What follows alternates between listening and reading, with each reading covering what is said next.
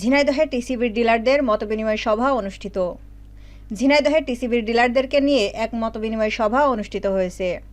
আজ বৃহস্পতিবার সকালে জেলা সার্কিট হাউজের সম্মেলন কক্ষে এই আয়োজন করা হয়।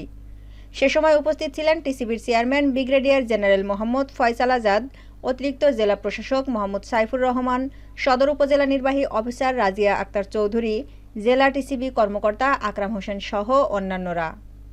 এই মতবিনিময় সভায় অংশগ্রহণ করেন জেলার বিভিন্ন স্থান থেকে আগত ১০০ জন টিসিবির ডিলার। মতবিনিময় সভায় বক্তারা বলেন, জনগণের মালামাল তাদের হাতে সুষ্ঠুভাবে তুলে দেয়াই আমাদের দায়িত্ব। এর কোনো হেরফের হলে কঠিন জবাব দিতে প্রস্তুত থাকবেন সকল ডিলারগণ।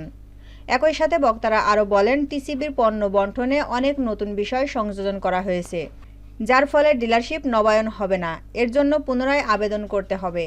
একই সাথে ডিলারদের কেজি প্রতি পার্সেন্টেজে বাড়ানো হবে, যাতে করে সেবার মান ভালো হয়। নতুন যে পলিসি সেই নীতিমালা অনুযায়ী আপনারা পুনরায় আবেদন করবেন, আপনাদেরকে পুনরায় আমরা ডিলারশিপ দেব। এটা নবায়ন হবে না, নবায়ন আমরা করব না, কারণ ওখানে অনেকগুলো শর্ত আমরা দিয়েছি।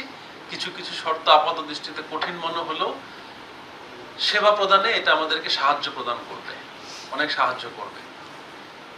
তবে আমরা ডিলারদের কথাও চিন্তা করছি না তা না।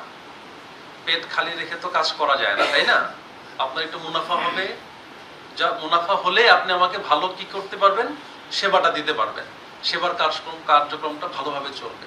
তো সেই অনুযায়ী আমরা যে আপনাদের যে পার্সেন্টেজ যেটা ছিল, কেজি প্রতি যেটা ছিল, এটা আমরা বাড়ানোর অলরেডি প্রপোজাল দিয়েছি। আশা করছি আমরা এই মাস বা আশা করছি আমরা এপ্রিল মাস থেকে আপনারা নতুন রেটে এটা পাবেন। প্লেন লেনে কি ছিল 5 টাকা করে, 5 টাকা না 50 কিলোর মধ্যে, এটা বাড়বে, অনেক বাড়বে। ঠিক আছে, এটা অনেক বাড়বে, এটা আপনারা যেটা চিন্তা করেন না তার চেয়ে বেশি করে বাড়বে। সো আপনাকে আমরা দিব, আপনাকে সরকার দিবে, টাকা দিবে।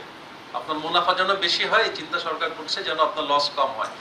কিন্তু দয়া করে আপনারা এর বিপরীতে অন্য কাজ করেন না। যে যোগ্য গরিব মানুষের পণ্য এটা, হ্যাঁ, গরিব মানুষকেই দেন।